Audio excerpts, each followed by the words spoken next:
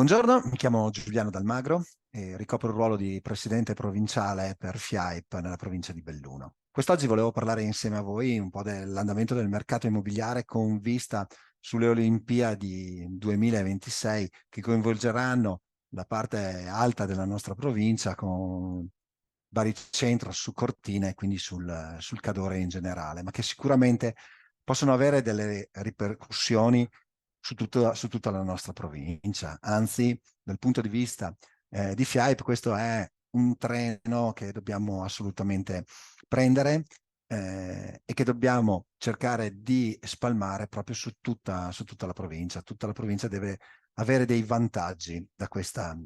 importantissima manifestazione.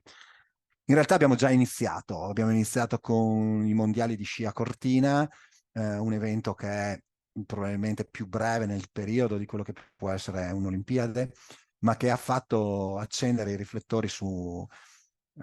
perla delle Dolomiti, quindi su una situazione, un ambiente, un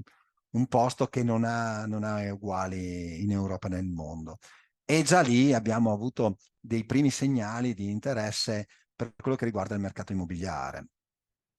Si è riniziato a muovere un pochino tutto, sia la ristrutturazione degli alberghi, ma e soprattutto l'interesse da parte di investitori nazionali e internazionali su quello che potevano essere l'acquisizione di immobili da poi poter locare con le tipologie degli affitti turistici, gli affitti brevi, ma anche una nuova spinta, un nuovo interesse per quello che può essere la seconda abitazione, la casa in montagna,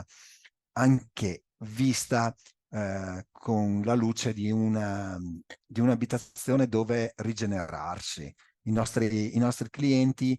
ci sottolineano il fatto di voler acquistare degli immobili in montagna per andare a riposarsi, per andare a ricaricare le pile, per andare a rivivere momenti in famiglia che magari durante l'anno la vita frenetica delle città, del lavoro non gli permette di poter assaporare con i giusti tempi, con la giusta